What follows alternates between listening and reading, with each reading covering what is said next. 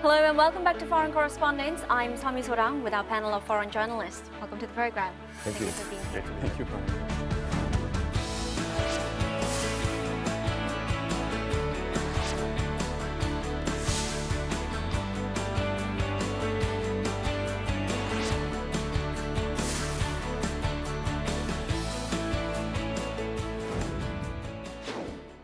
Now, North Korea's diplomatic stance has undergone a notable shift in recent months, with the nation holding a number of key summits and diversifying its diplomatic ties with countries abroad. So on this week's edition of Foreign Correspondents, we take a closer look at North Korea's changing behavior on the world diplomatic stage and what further developments we can expect in the coming months.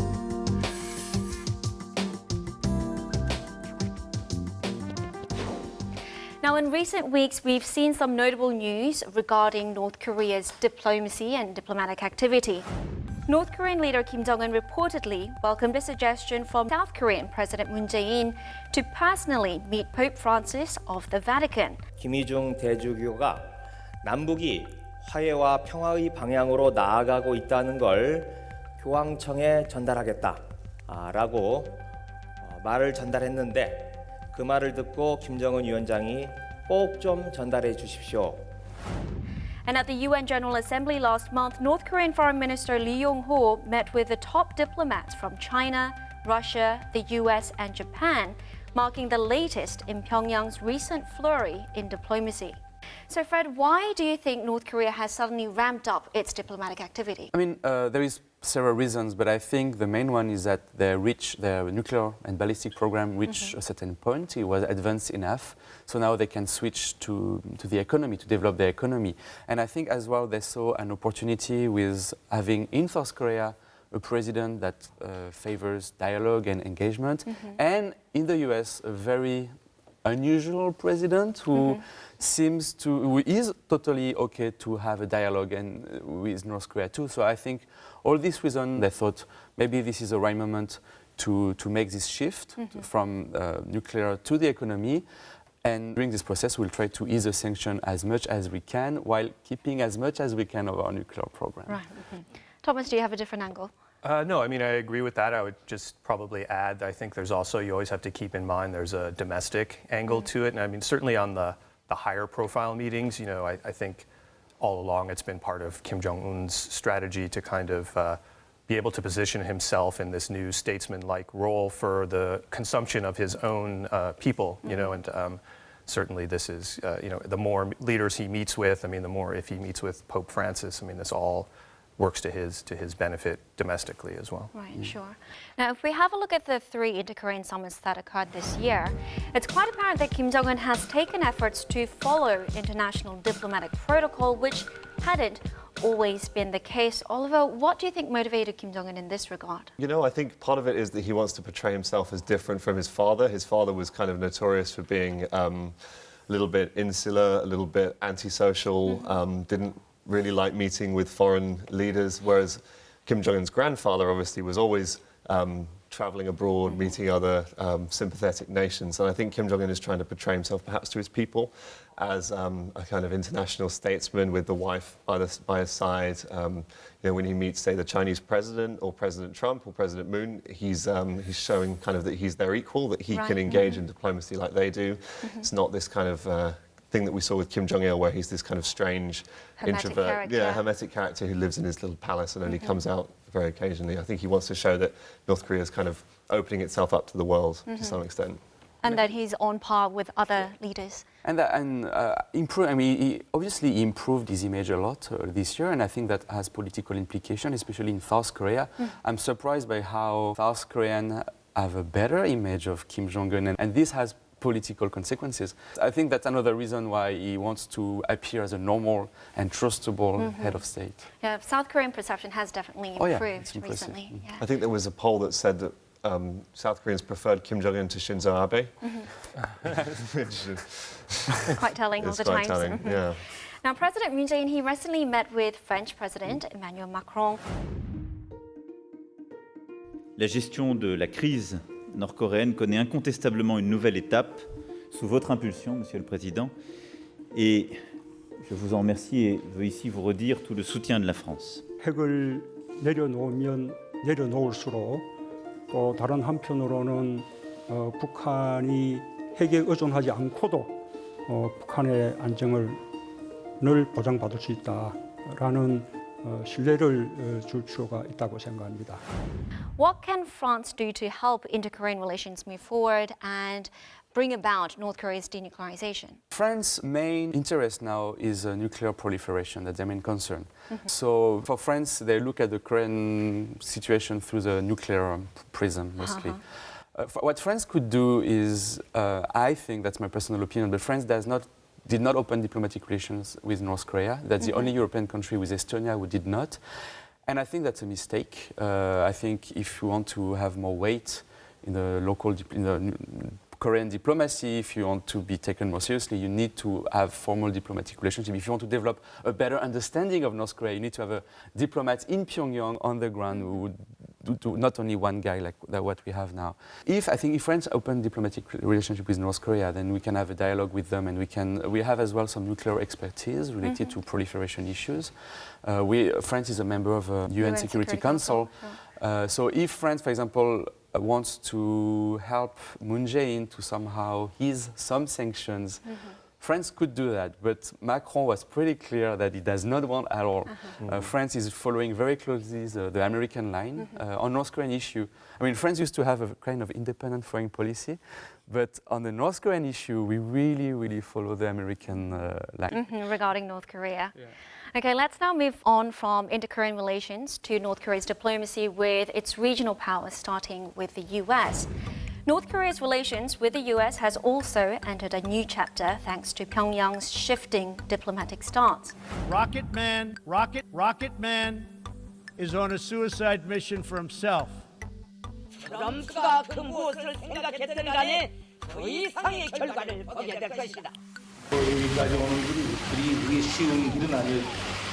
우리 모든 것을 이겨내고 이 자리까지 왔습니다. I would like to thank Chairman Kim for his courage and for the steps he has taken. Thomas, what are some of the main contributing factors that allowed for this historic summit to take place? I think it's just been this confluence of different events, but clearly the fact of Trump being this particular president, maybe he's the only figure that didn't have as much political capital to lose by deciding to not do things the normal way. I mean, I think other presidents would have expected a lot more preparation, a lot more concrete framework in place before they would consider meeting. And Trump was like, Sure. I've got nothing to lose about it. And, the timing certainly coincided with, President Moon being in power, with North Korea having completed, to their satisfaction anyway, their nuclear and missile capacity. So they were kind of ready to meet, from a position, I think, of strength that they didn't have in the past.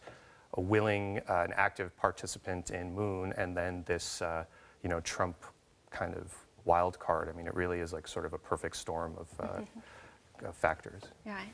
Now, many people also credit North Korean leader Kim Jong-un's personal letters to Donald Trump for bridging the trust gap between the two leaders. The relationship is very good. Chairman Kim Jong-un sent me a beautiful letter 2 days ago. They're dying to see what was in that letter. One day I'll show them. But it was a great letter. It was a great letter, and we have very good relations. Pyongyang sending 5 letters to the US this year alone.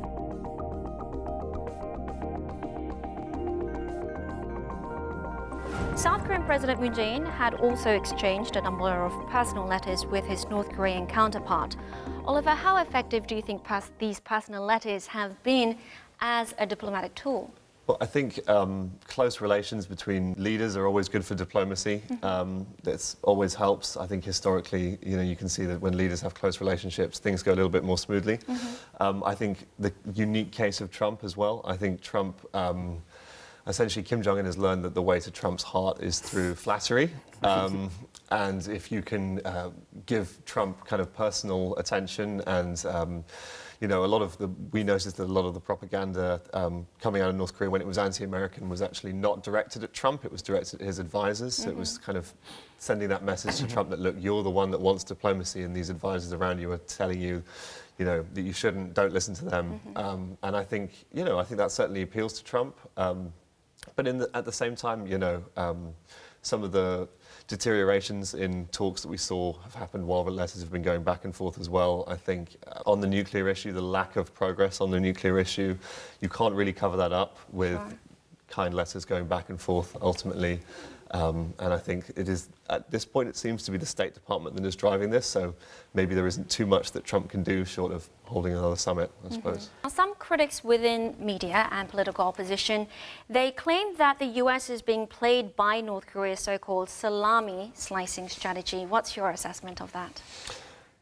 You know, I think to some extent there's some truth to that. I think Trump doesn't come across as someone who has studied this issue for an extended period of time, and therefore, you know, when the North, you know, a lot of what we've been seeing is stuff that's happened in the past with North Korea, right? North Korea is committed to denuclearization in the past. We've had inter-Korean ties improving, so not a great deal of this stuff is new. It's more about the context that's new.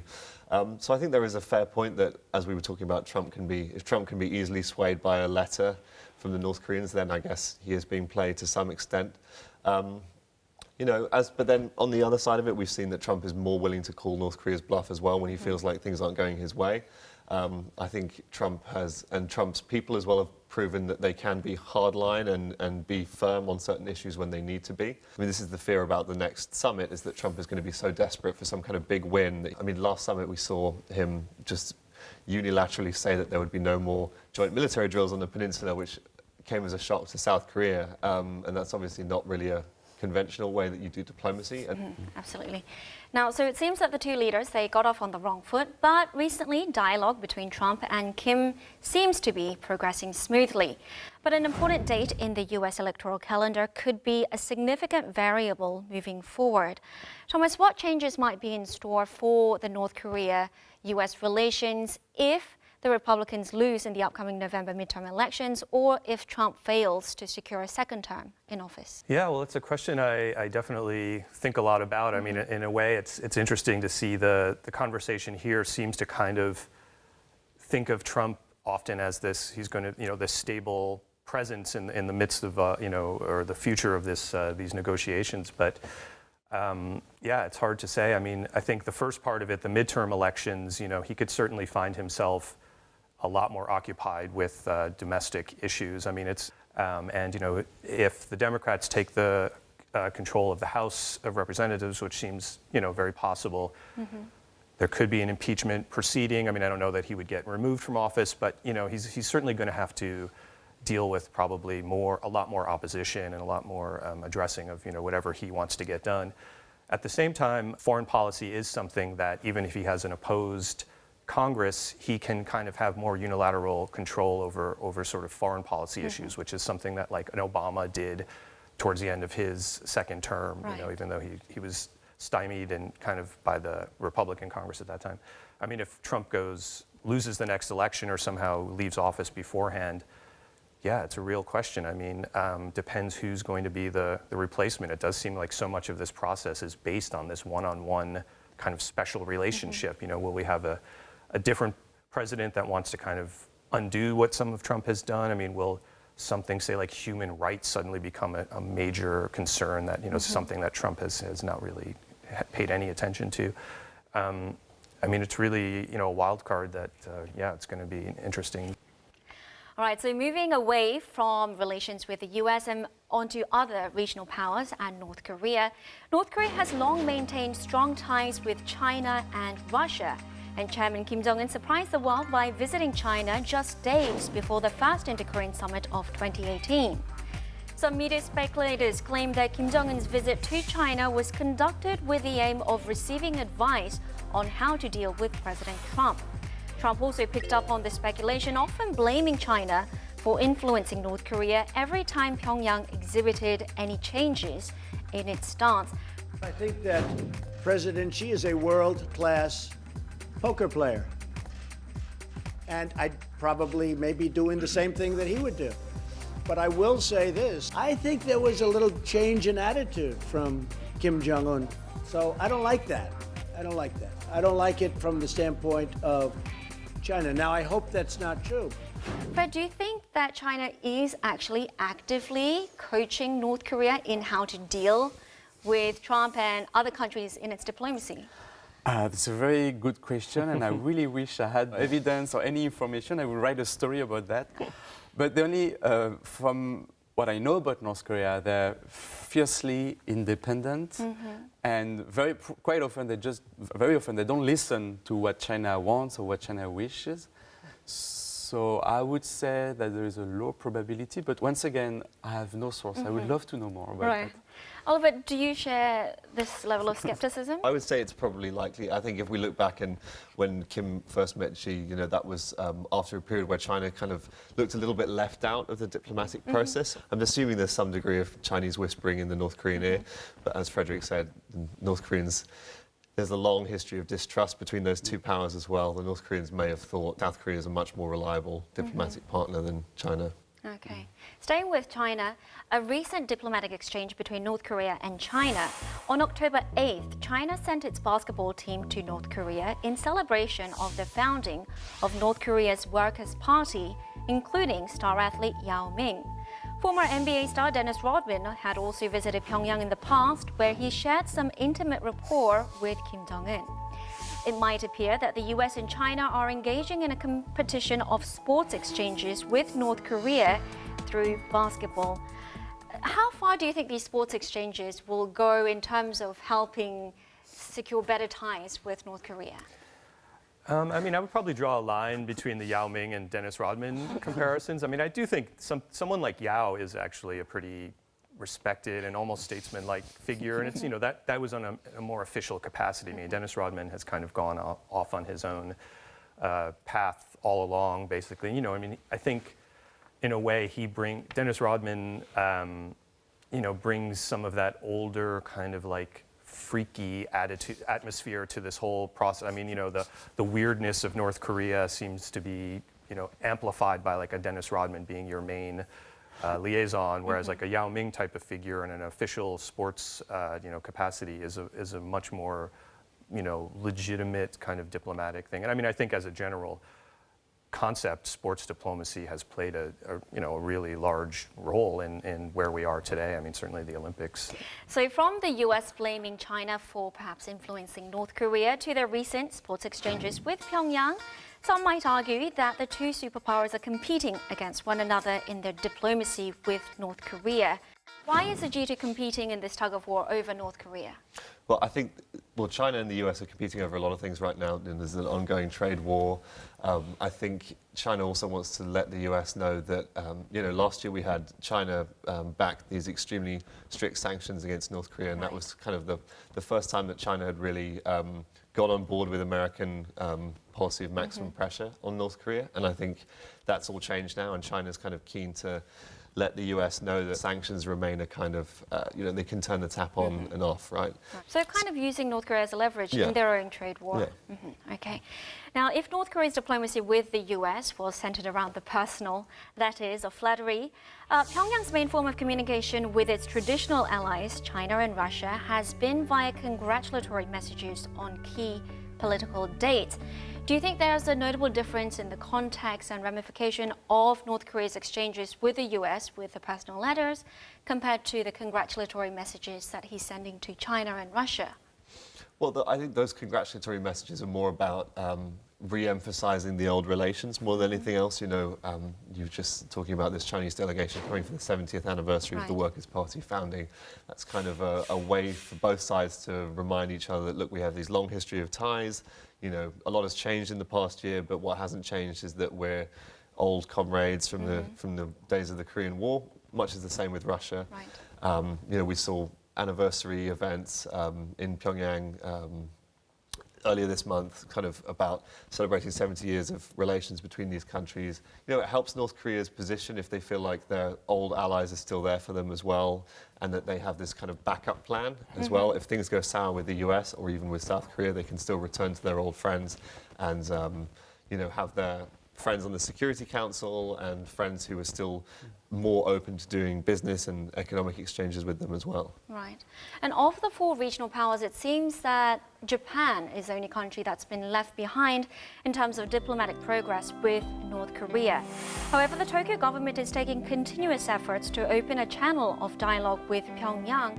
今や北朝鮮は歴史的好機をつかめるか否かの岐路にある。鉄ガスの天然資源と大きく生産性を。Is the normalization of North Korea-Japan relations on the near horizon, do you think?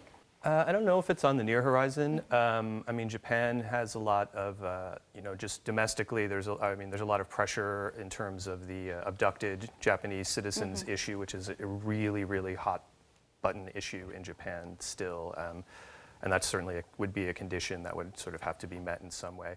I have heard or read recently that top intelligence officials from Japan met with intelligence officials from North Korea recently. And, I think Abe certainly wants to be at the table, but, I think there's still a number of conditions that make it a little bit tricky. And yeah, they do seem to be the most marginalized of all the powers still to this point. So compared to the four regional powers, North Korea is very small and it has been isolated for a very long time. Still, Pyongyang has been able to maintain an outsized diplomatic influence in the region over the years, despite the presence of powerful neighbors such as China, Russia, and the US. Fred, do you think this is all a result of its nuclear card? Oh yeah, I mean, I think there is no discussion about that. I think if North Korea wasn't a nuclear threat, we would not talk more than we talk about Laos or other countries of similar size. Then do you think if North Korea gives up on its nuclear weapons, it will lose their diplomatic weight that they have? The thing is, I think this process might take decades, so we are really talking about really long term. So who knows what will happen at the time? It's difficult to say. Okay, Thomas? I would just add, obviously I think the nuclear element is a huge part of it, but there's also that geography is destiny kind of idea where they are really located in a very, very strategic place. I mean, not as much as a Laos is. I mean, there's a lot of importance to physically where they are located that keeps them kind of relevant to this any discussion going on. Yeah, you're right. I was exaggerating. I mean, and there's also the nature of this, divided Korean peninsula as well. And I think, it's like one of the last bastions of Cold War division. I think that always gives North Korea a lot more attention, a lot more leverage. Obviously, North Korea is still technically at war with the South. I think were they to relinquish their nuclear weapons in some kind of future scenario, it would probably go along with some kind of confederation or some kind of unification scenario. And then I suppose there would be one Korea. So I guess North Korea wouldn't really have to worry about that. Okay. So we've been discussing North Korea's shifting diplomatic ties and diplomatic stance, but this may reflect more on the reality forced upon North Korea as opposed to what they really want. So having said that, which country might prove to be the most beneficial diplomatic partner for North Korea in the coming years? I think that's South Korea. South I Korea? think by far South Korea is, obviously the most natural ally. And especially now with a South Korean president who really wants to engage and to improve the relationship. And it's very impressive for me to see Moon Jae-in going to the US and asking the World Bank or the International Monetary Fund, oh, please do project in North Korea, go there. I think really South Korea seems to me like the most obvious partner. Thomas, do you agree, South Korea? I think so. I mean, I think this is really going to be the choice that North Korea is going to have to reckon with in a way.